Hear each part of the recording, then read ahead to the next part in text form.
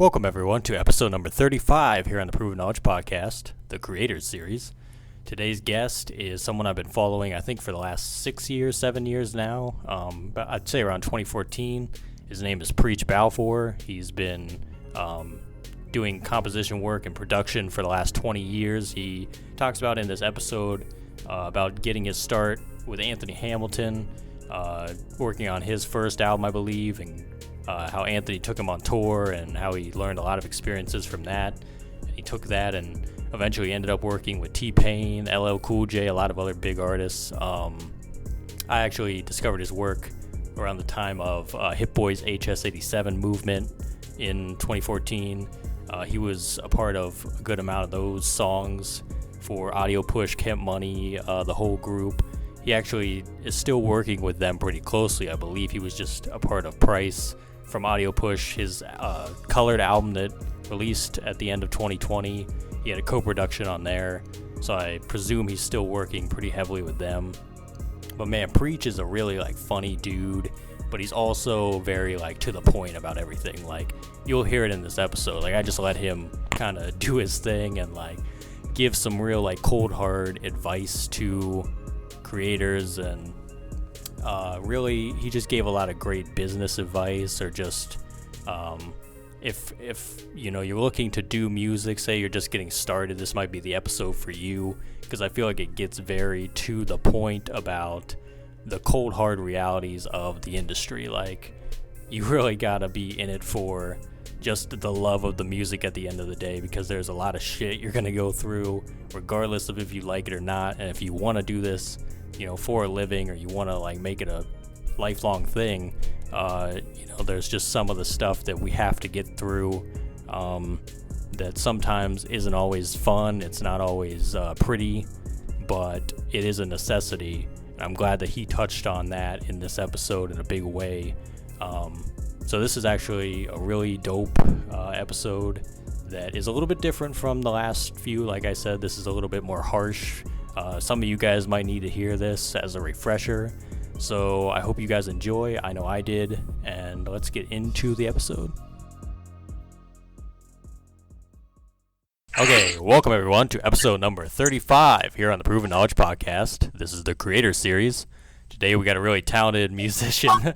He's doing some crazy stuff off this camera right now, but we got a very talented guy on the show today, a guy I've been following for, I think, 6 or 7 years now. He's worked with a ton of great artists, T-Pain, LL Cool J, Hit Boy, a ton of great people. Bal4, how are you, man? I'm gravy, baby. I'm gravy. How you doing? I'm doing great. Like I said before, thank you for reaching out back to me to be on the show today. I've been waiting on this for a while.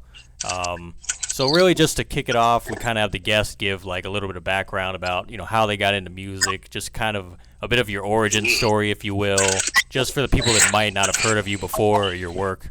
So. Okay. Well, I'm originally from Memphis, Tennessee. Born and raised. I went to Berkeley College of Music. Hopefully the money came from the music, though, so maybe it is money. They overcharge and overprice and shit. How it goes. Yep. But yeah, went to Berkeley, and then I, after I graduated, I stayed in Boston for maybe 2 years, and then made my way to the West Coast. And then I got, I've been playing piano since I was 5, and been doing the music thing forever. And when I moved to Cali, after I got, I think, my first kind of session, it was I got the call to do Anthony Hamilton's first album. And we were actually working on just recording records. We didn't know what it was going to be for, per se, because at the time, he was thinking about signing with Interscope, and we were doing sessions under the umbrella, under the auspice of Interscope, you know what I mean? And he ended up signing with So Def. Who knew? But from those sessions, landed records for his album. And then from there, his manager got at me like, hey, yo, what you doing? You want to go on tour? Because he's going to need a band. And I was like, let me think about it. Yep. And then shit just cracked off from there. You know what I mean? Just been doing it ever since. That was like 2003. Yeah. So you kind of took that opportunity and just ran with it then. Like, you were just presented that, and you were just like, why would I not take advantage of that? You know what I mean? Like, it's right there. So. Yeah, I mean, especially if cats since they asked me to go on tour, apparently they believed that I could handle whatever it was, whatever the task was at hand. So I was like, fuck it, let me jump on it. I wasn't doing anything else. And that's the other thing. It wasn't hard for me to decide because I had just moved to Cali and I wasn't working or doing shit else. So I was like, let me jump on this. Okay. And did it. And then ended up becoming his musical director. And I stayed with Anthony like 5 years, something like that, 4 or 5 years. Yeah, that's pretty crazy. Cause like, you know what I mean? Yeah, because I didn't really know how you kind of like got your start in like the industry and whatnot, and kind of like how that kind of just began for you. So it's kind of been like about 20 years now, right? As far as like that whole thing is going. Yeah, pretty much. Yeah. I mean, like, see, the thing was for me, because I'm from Memphis, I was playing with like choirs and, you know, stuff like that, playing in church, because I had, you know, been growing up in church and playing in churches. I've been playing for churches, like being the musician or instrumentalist at the church since I was like 15. So doing that, I was doing the choir scene and was doing a lot of gospel stuff. So when I went to Boston, I started doing that up in Boston, working with various gospel artists. Kurt Carr, when he came to town, a couple of other people when they came into town, and, you know, I played then. So it wasn't that difficult to, you know what I mean, to make that transition, if you will, once I moved to Cali. I had just been doing it for so long. It was just an extension of what I had already been doing. It's just, the difference was the people that I was working with didn't know that about me. Because, like, I'll give you an example. When Anthony was looking for a musical director, he didn't know that that's what I could do. All he knew me for was playing keys. That was it. And singing. He didn't know that. Did he know that I could tap dance? No.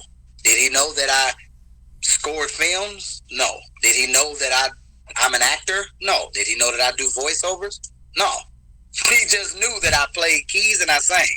And I was like, bruh, why are you going to spend thousands of dollars to go get a musical director that's not even going to be on the road with us? Why don't you let me do it? And then I ended up being the musical director.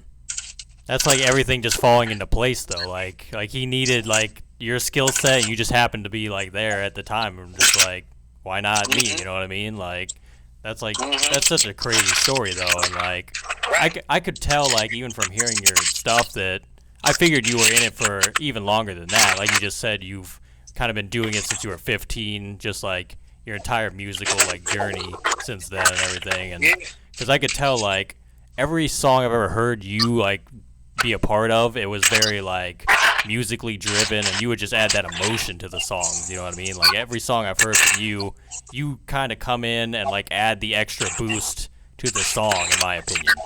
Like you would add like. You know what's funny? The funny part about that you saying is, what I didn't realize was that you're saying. Like my part was the thing that was the driving force. Like the shit that I'm on, I didn't realize until like years later that what I'm doing is so important. I just looked at it as, okay, this is just my job. I would say 90% of the shit that you've heard me on started with me. The record started with me first. It was never cats coming in, the record was done and then they want me to jump on it. I'm not saying that I don't do shit like that, because I do. But for the most part, it's always been shit that started with me. And everything was built around what I did. Who knew? You got that like catalyst effect, though. I mean, that's like, you're like the nucleus for like how that record like gets going, you know what I mean? Like becomes what it is. So speaking of that, kind of like my next that kind of leads into my next question, which is, for you, for everything you start, is there a certain way you're starting out these songs or these records? Like, is there an instrument you're going toward, or like, has there never really been a set way of how you do that? Not really. I have a couple of different approaches. There are times that cats call me just to lay keys on something, and it's not something. It's something that was already there. Mm-hmm. So all they needed was, some extra production. When I do that, I'm usually trying to think of adding whatever it is that's gonna make it sound different than the stuff that you're constantly hearing. Mm-hmm. Or there might be times that if I'm called to do a session, I will mathematically approach the record. Like, they'll tell me, okay, we just want you to do you. And I'm like, okay, well, I'll play 2 different keyboards in the verses, but when it comes to the hook, I'll do 4. But I'm going to play a third part leading those 2 together. Mm. So I have made my own crescendo. So that's how I mathematically approach this record. Or I said, you know what, I want to make my approach on this record extremely soft, but it's there. You know what I mean? So, like, sometimes I'll do it musically, or sometimes I'll add shit mathematically. It just depends on the record. Mm-hmm. It's almost like the stuff that's, like, in a song that you really don't know that it's there until it's gone. You know what I mean? Like, if you took certain parts away, you'd notice it. But when it's in there, you might not notice it, just kind of sitting in the background. That's kind of interesting. Kind of like, exactly. The thing that I do, I want my part, whatever it is that I'm doing. If I'm producing something, if I'm just laying keys, I want my part to be so profound that when it's not there, you know it. Mm-hmm. But you may not know exactly what it is, or sometimes you might. Either way, you know that my part is what it is. Mm-hmm. And it made massive significance on this particular thing. Okay, good example of what I'm talking about. You know Marvin Gaye's What's Going On? Mm. I've heard it, especially from my dad, because he listens to a lot of, like, 70s and, like, music and stuff. So the next time when you listen to that record, listen to the drums, because the drums, it's 2 different drum parts playing on that song. 2 totally different drum patterns that are that have been compiled to make that record. If you muted one of those drums, you'd be like, that's what's going on? Sounds totally different. Totally. Totally. But it's like, damn, okay. Kind of like with Marvin Gaye. The thing that made Marvin different was he was the first motherfucker, if not the only, that would use 2 lead tracks for his vocals. You had 2 lead tracks. Like, who the fuck does 2 lead parts? You sing one fucking lead. It's the melody, and that's what people will follow. He was the only motherfucker that did 2 leads, and he argued Berry Gordy down over that. Barry would tell him, bro, you got to mute one of these parts. You got to get rid of them. And Marvin would tell him, like, nah, that's what makes this shit dope. It's 2 different leads. That's what makes it different. And oddly enough, if you muted one of those parts, you'd be like, something's missing. I don't know what it is. You know what I mean? Mm-hmm. That's crazy, too, because even back then, they probably looked at him like he was nuts. Like, they were like, what Absolutely are you doing? like, bruh, nobody's doing 2 lead tracks. What the fuck are you doing? I don't give a fuck what genre of music. Rock, soul, church. Bruh, you need, if one motherfucker is singing the lead, he's not going to double it up and do, like, other ad-libs that lead into a lead. Who the fuck's doing that? Nope. You know what I mean? And that was in the 60s/70s. Mm-hmm. You know what I mean? That's wild. And, like, that, I think that goes back, too, to, like, the attention to detail, too. And, like, kind of like someone like Marvin Gaye, like, he's a pioneer, you know what I mean? Like, only he knew what his, like, sound was and distinct, like, style he was going for and everything. And, like, I think, like, that's kind of, like, the approach you've taken in your music is just, like, you have the set vision of what you're doing every single time. Like, you take your skill set and you know exactly what you're trying to do when you approach these songs. And you just kind of just apply what you know every single time.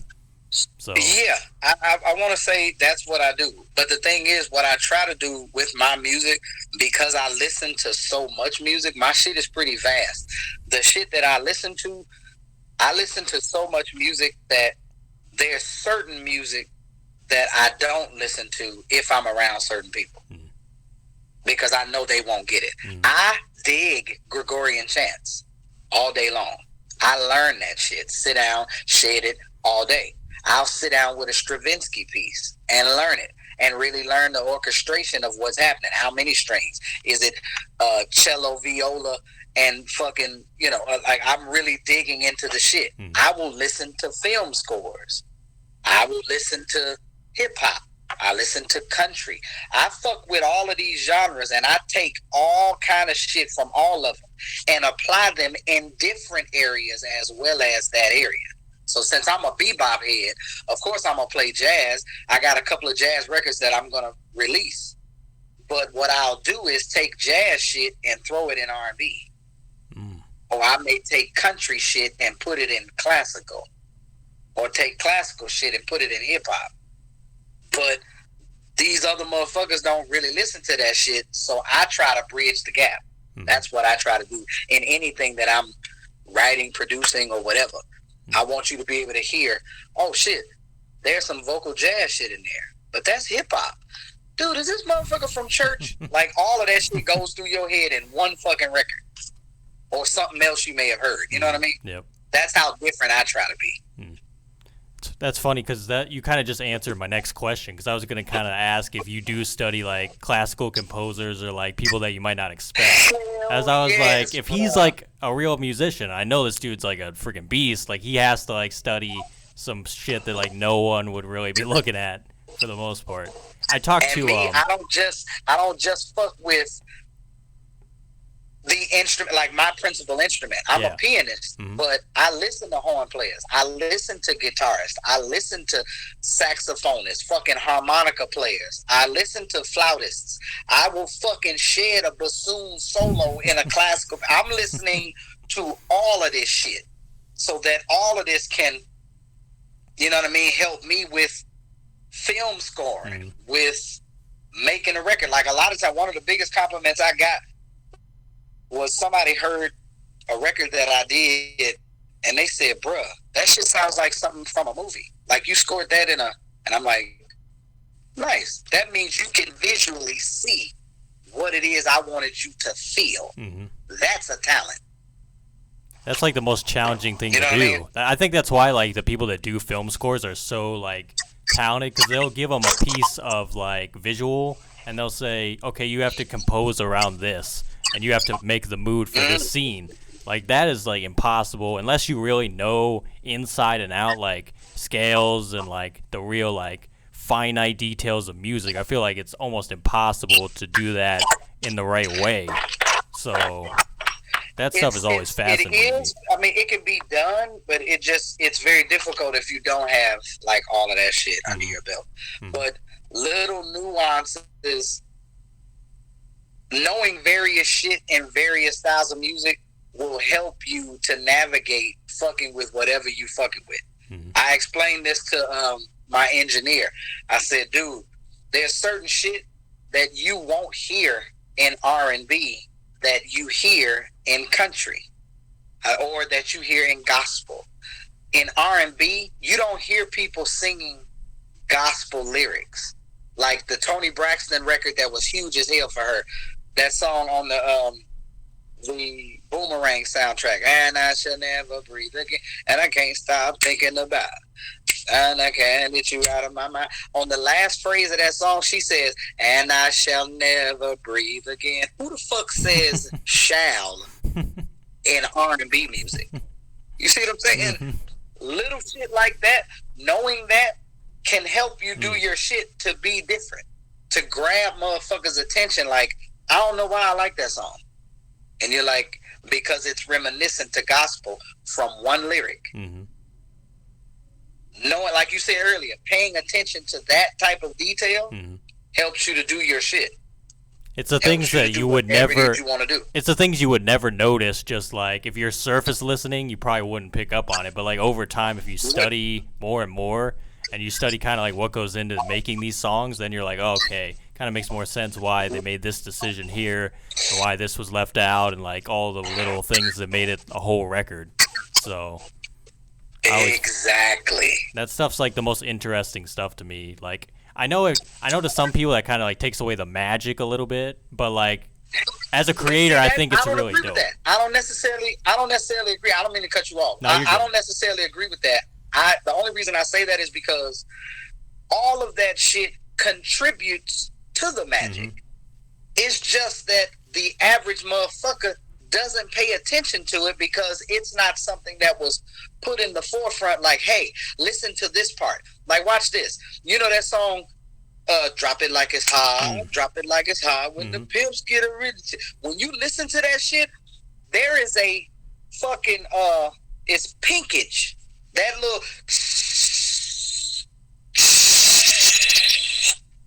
happens in the fucking song, and it's loud in the forefront. And it cuts off at the end of each phrase. That's what makes the record hot. Mute that shit and people will say, what's missing? I don't know what it that little fucking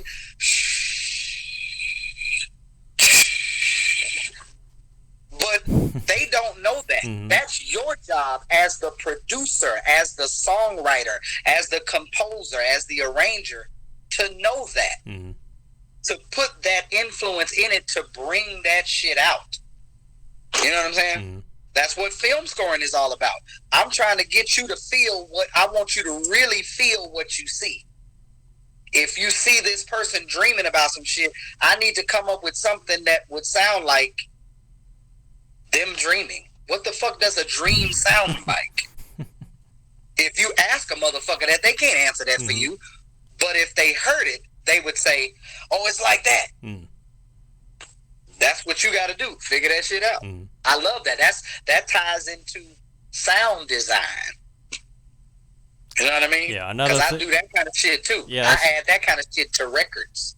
That's another thing that just takes that amount of skill too. And like, I totally agree with you though. I don't think it takes away the magic. I think I've definitely heard that though. People say that, and I'm just like, yeah, but without that, like you said, without that little thing that's added in there that you might not hear, then it's totally different.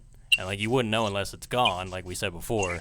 So I just think it's all about the whole process and how it all comes together at the end of the day. But because it's the same thing. It's kind of like the same thing as when people say that, like about certain songs. When we found out as like average motherfuckers, if you found out that this big ass hit was supposed to go with this artist over here, but they didn't take it, and now it's a hit over here. The first thing that they say is, people say, oh man, I bet they didn't blah, blah, blah. I bet you they wish they, no, they just didn't hear this finished product like that. They heard it like they heard it. You know what I'm saying? Like the fucking song, Happy, that Pharrell wrote for the Despicable Me 2. He wrote that shit for CeeLo. I didn't know that, actually. He wrote that for CeeLo originally. CeeLo didn't take it. So, if he didn't put the shit out, he would have never made this big-ass record, whatever it was. And considering what it is, he wrote Happy at 100%. You know how big that fucking record was? Huge. Probably the biggest record of like 2013 when it came out, honestly. You know what I mean? So it's like, that to me, that's the magic of the music shit, because you don't know what's gonna blow. You don't know what's gonna suck. You don't know. You gotta take your chance and just. I didn't know that. Good example. I didn't know that Anthony Hamilton's first album would go platinum. But considering how hard he was on the grind, I played with him, and he toured for at least a year and a half off of that first album. And he sold over 15 to 20,000 units a week for a year and a half. That little bitty creeping 12 20 here, 22 here, maybe 15, 16. That shit adds up. Mm-hmm. And now you got a platinum motherfucking thing under your belt. Now, did that happen over? He went, like I heard Kid Capri say, Anthony went platinum on the Hush. Now motherfuckers think that because you didn't grab everybody's attention in the first week and go platinum, your song sucks. Or it ain't big. It doesn't have that magic. It's all subjective. You know what I mean? Mm-hmm. That goes back to like just trusting the process, though, because it does take time. Like there's certain songs I feel like that when they came out, they really weren't that popular. But then 20 years down the line, then people caught on and were like, "Oh, this was really good. We kind of slept on this one," and like then it becomes popular. You know what I mean? Like it literally is just kind of like a dice roll. When people, I love to see when people get paid for the song that may have been big or not, all over again because it's gotten big again. Mm-hmm. Like to see Shaka Khan's Through the Wire or Through the Fire get big all over again because Kanye sampled it.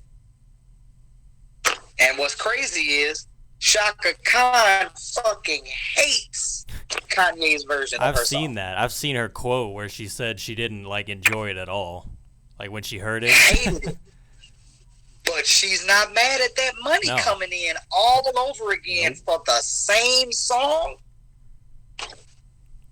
Same thing, and she didn't really have to do anything. She just sits back and gets the money. Because he sampled it, and we talking about copyright law. Yep. Yeah, that part is dope to me. Mm-hmm.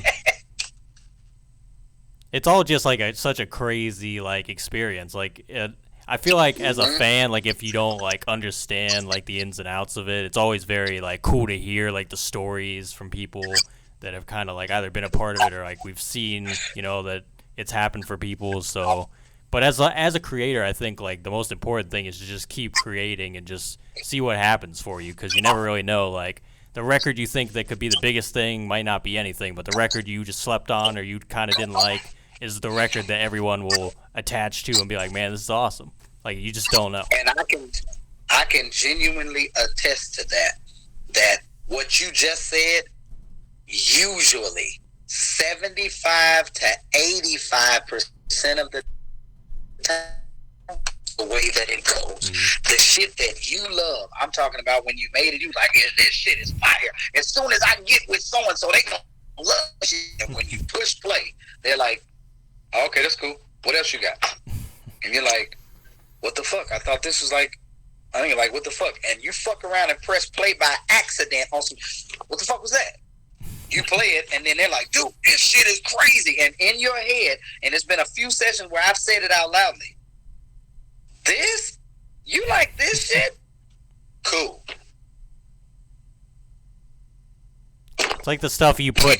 It's like the stuff that you put very minimal effort into, or you made like in 20 minutes sometimes, and that's the stuff that they are like, "Oh man, this is awesome." That's the shit that they will love. I mean, they will go nuts over it. Good example. When Payne and I did "Can't Believe It," right? Mm-hmm. Technically speaking, we were in the studio for about 3 months compiling his album, the Three Rings album. We recorded maybe like 40 songs, and he presented them to the label at the time, and they heard the shit and was like, yo, you got some great melodies. You know, labels, this is what they do, right? The suits. You have great melodies. It's great, man. This is fantastic. So, I mean, it's great melodies. It sounds great. I mean, everything is good, man. I love your harmonies. I love the production. It's great. It's fantastic, man. We got another one right here. I love it. Literally less than 24 hours later, they called him and said, yeah, all of this is great, but you don't have the single. And we can't release any of this until you at least get a single. Payne went into like, mentally, he was like completely all fucked up the whole nine.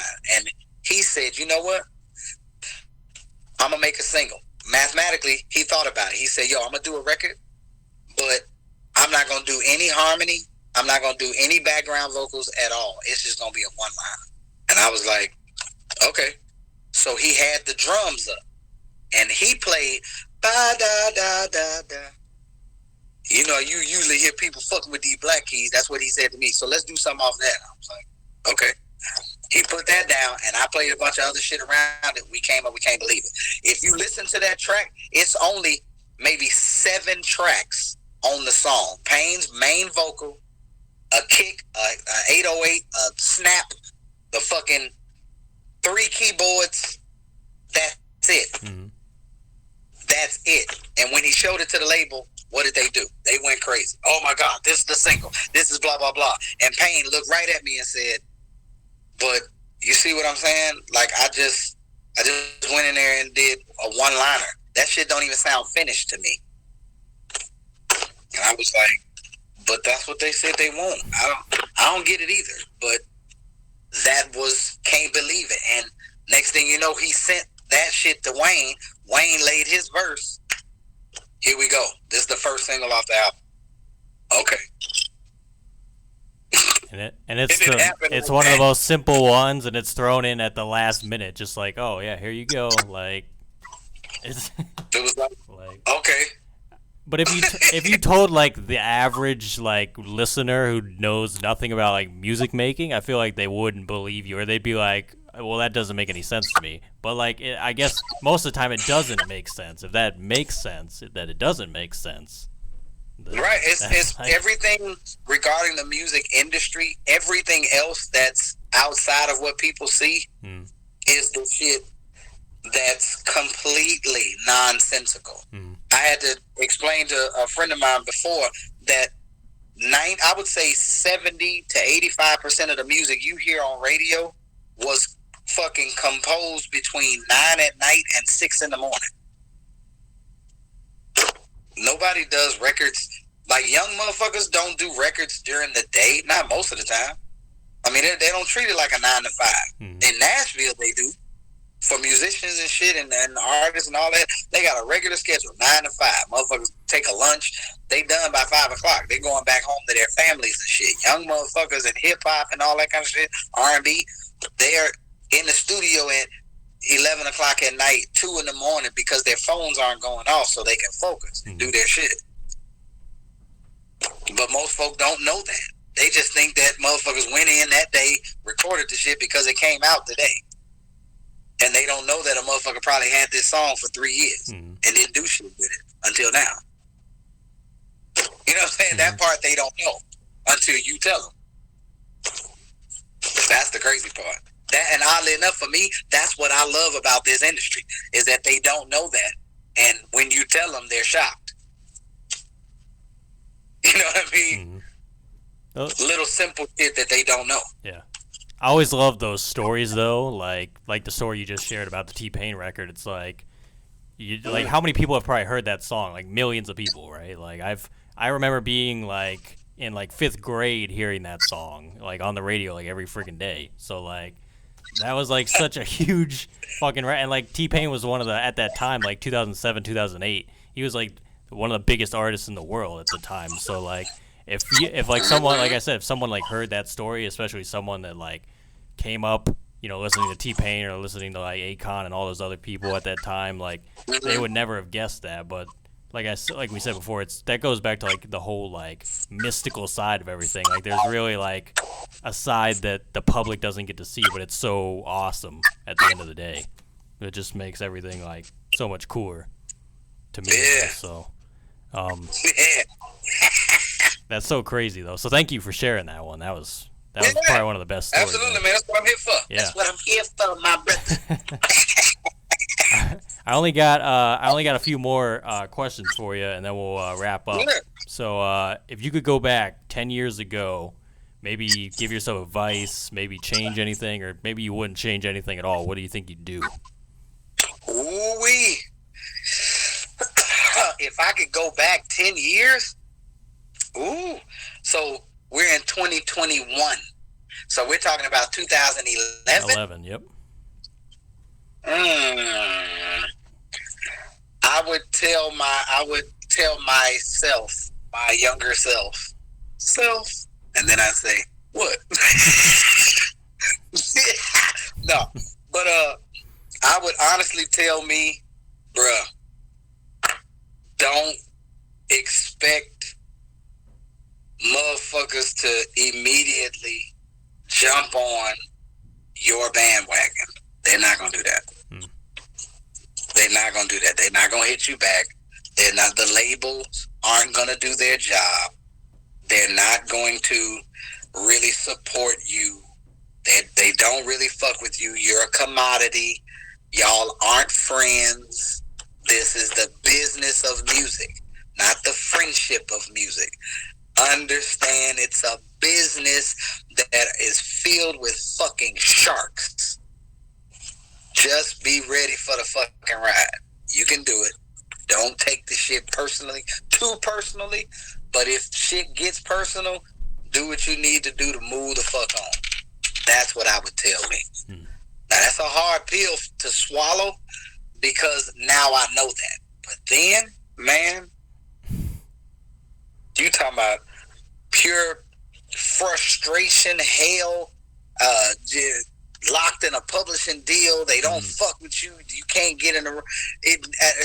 Bruh, I'll say this, and I mean this shit. I mean, if you blast this on whatever podcast, I don't give a shit. It amazes the shit out of me that publishers do not do their jobs anymore.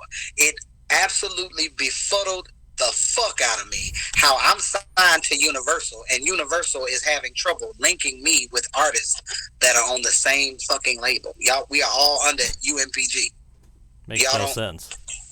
I don't understand. We all a part of the same company, and I can't get in the room with them. Oh, y'all don't know what I do, but you signed me. This is y'all. That's their job. You're familiar with my catalog. What is? But okay, because you keep changing personnel, and then I have to get assigned a new point person that doesn't know anything about me or what I do. But I got to prove myself to them, even though y'all signed me. My bad. Okay, yeah, that's what I would tell me. That's what I would tell me.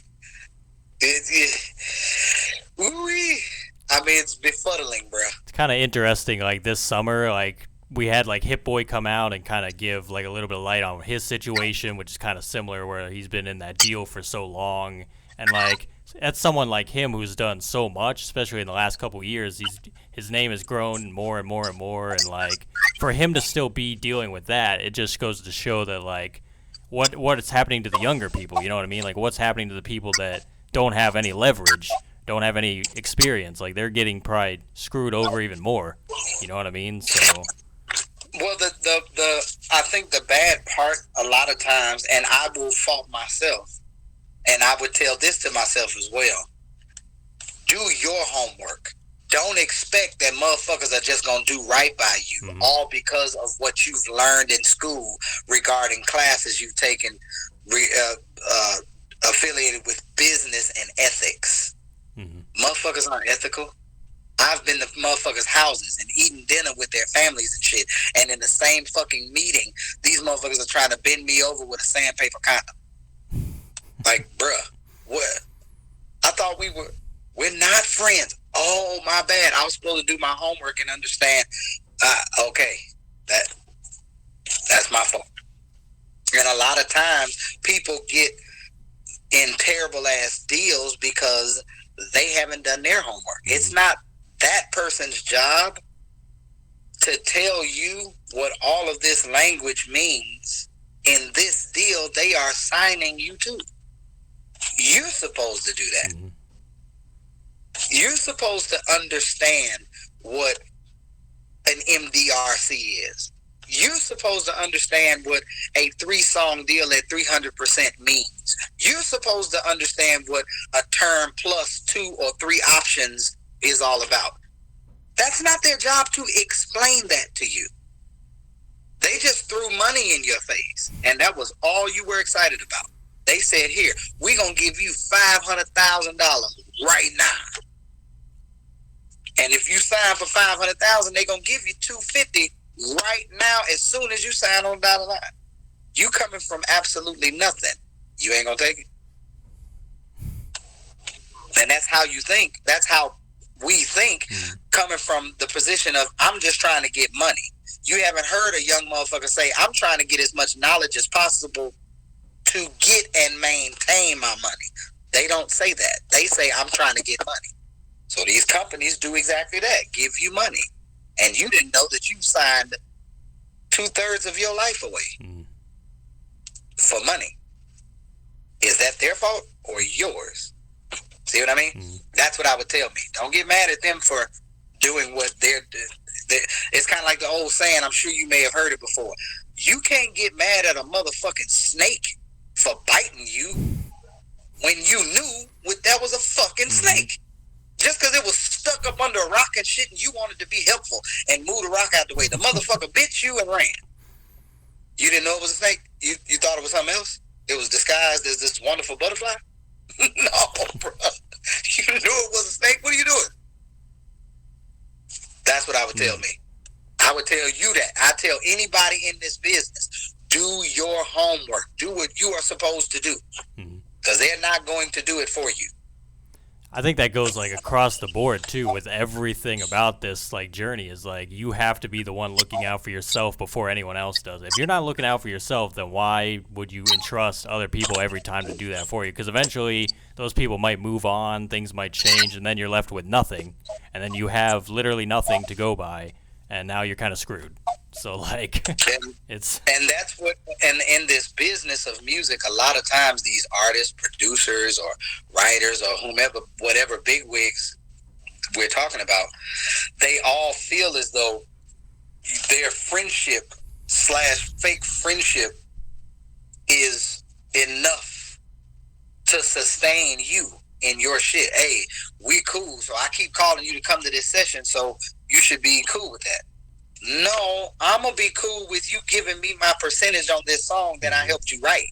Not because you called me and I came through and you smoked dope and I listened to a bunch of records you did 13 years ago. Like, I need you. What? Nah.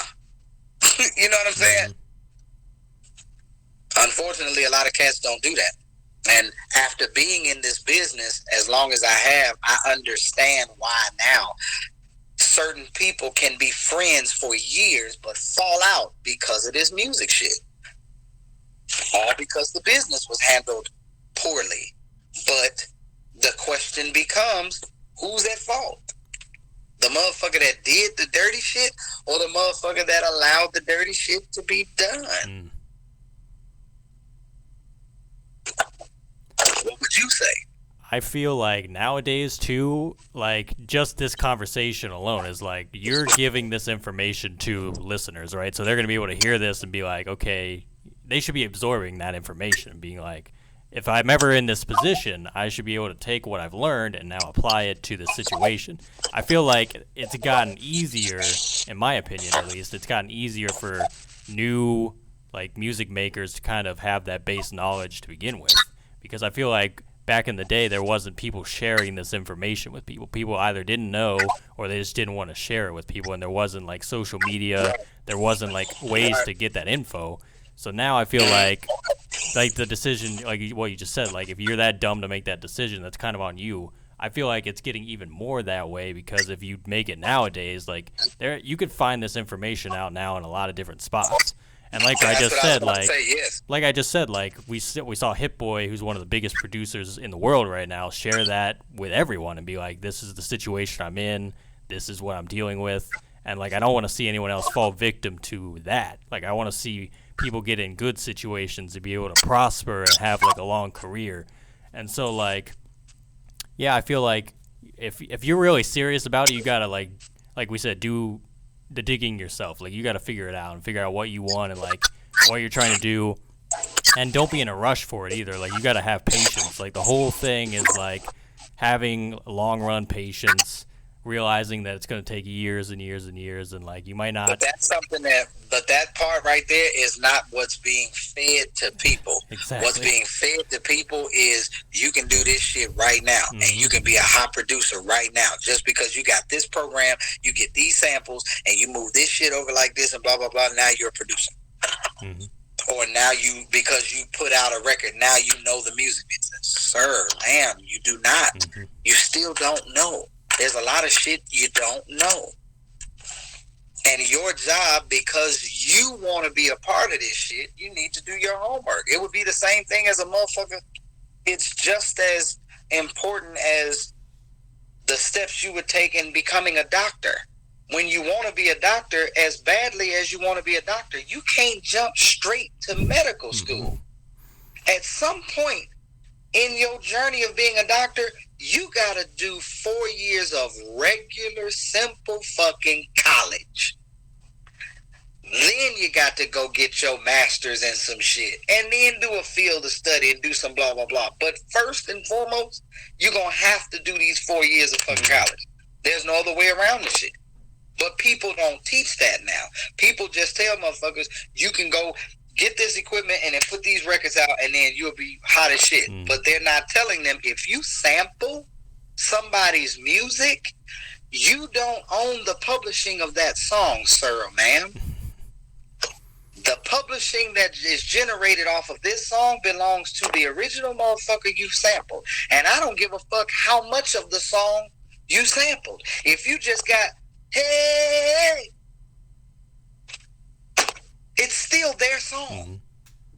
They don't owe you shit. But you put it out, and because everybody else told you you can put this record out and become a star, you are a star. Now you're getting sued. For all of this bread that you made off of a record, that all you had to do was simply write in the credits and register the song as, this song is written by Quincy Jones. Doesn't take anything away from your notoriety. It just gives the publisher their fucking money.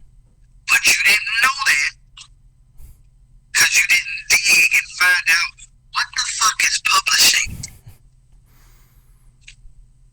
Now, a motherfucker asked me that shit once when I said to him, when he told me that he was putting out a record and he wanted to work with me and we can get all this money, blah, blah, blah. I said, okay, so I asked him, so who was your PRO with? He said, what you talking about?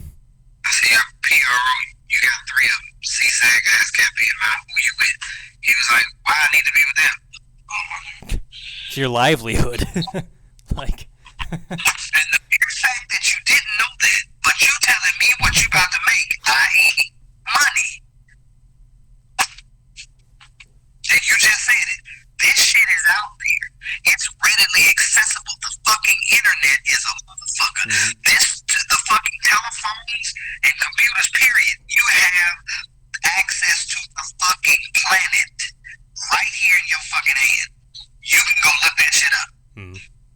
But most folk are not trying, like you just said, they're not trying to really put years into this shit. You really dig into detail and find out, okay, publishing this. Oh, okay, well, okay, so I get it. Right. Okay, right on, I get it. To understand the shit that they want to be a part of. So that's why I don't feel bad for these cats that are getting jerked around when it comes to, like, the issue with Meg Thee Stallion and the deal she signed. She signed it, she had her mother look. Ma'am, your mother doesn't know anything about the music business. So just because she looked over the shit, I understand that's your mother. But she doesn't know that's business. And you still got dicked. No one, these folk don't know what 360 deal means. They're just seeing images of someone with a fan of money standing in front of a car with more than $300,000 worth of jewelry in their mouth, ears, and fucking dick. Okay. Got it. Well, so I agree with you. Yeah. And I appreciate you sharing that too, because like to me that kind of stuff separates like the people that really love it and like want to do it between the people that just say they want to do it and just are in it for like the very bare minimum of what they could get and what they're just seeing other people have. They don't understand that what you don't see is all the shit that person went through to get there. It's never just an easy like overnight, here it is and there it is. Like never. It's never. I don't even care about the people that like they say go viral and like there has to be shit there that we never saw that they went through no matter what. Like that's just how it is. There's a major grind of some sort that happened for a long time before you finally saw this little 30-second blah blah blah that made them a sensation.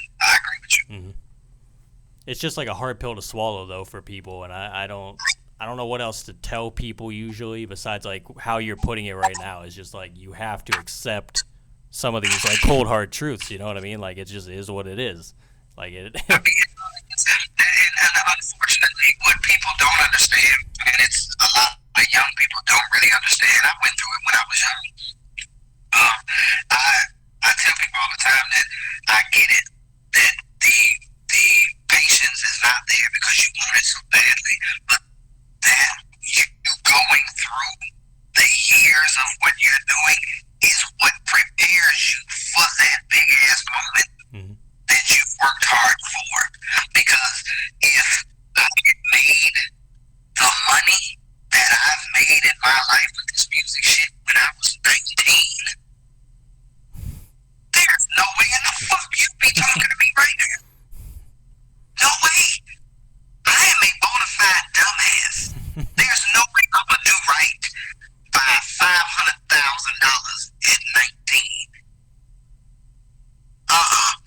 No kids, no responsibility, no motherfucking nothing. At night, bruh. No.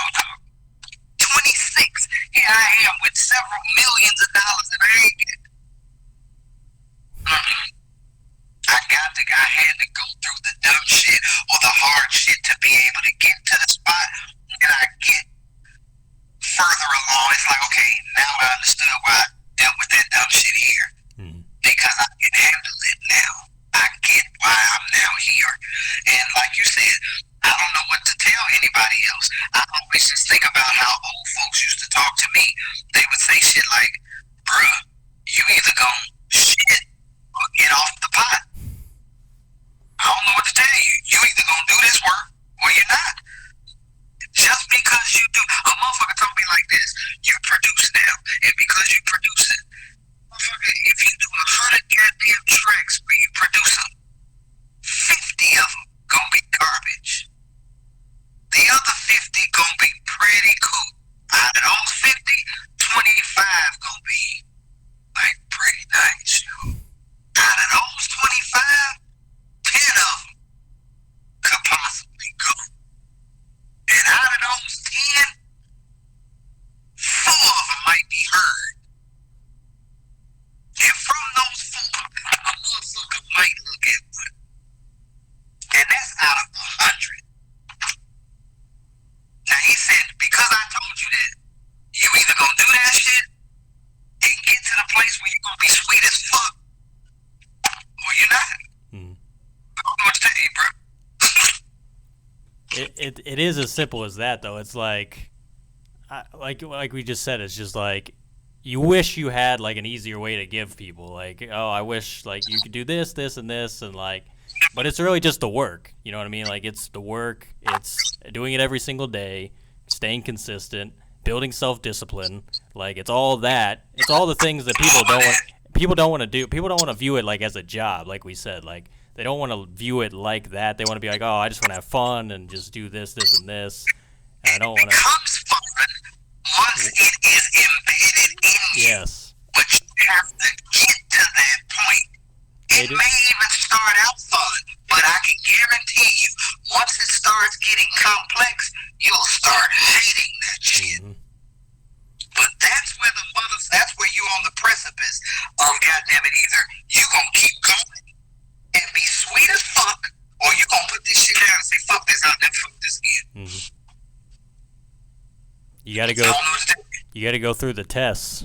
Like, that's just life that's just life in general. I mean, the tests are always there. People, because they're not genuinely given that information, it produces a society or a generation of motherfuckers that start and don't fucking finish.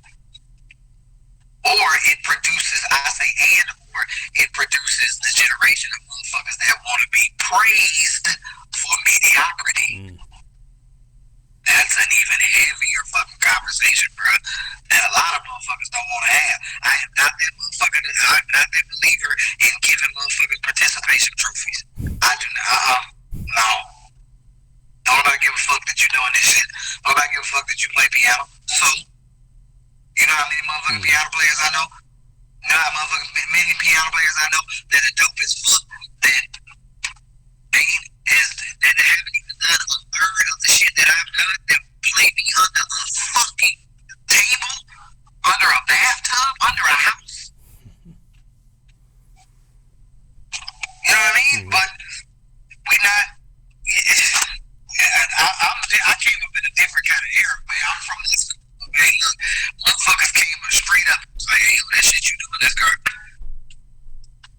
this is what you need to listen to. You need to listen to a bunch of Stevie records.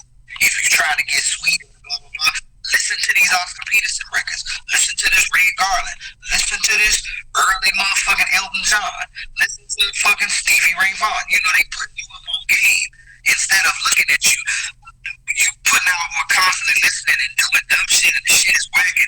Motherfuckers holding your hand telling you, yeah, this is great. I think you ain't 11. We not, no, that's what I do with my son.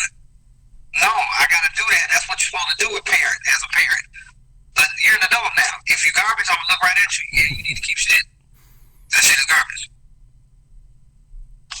Which would be true. Like, yeah, it's great.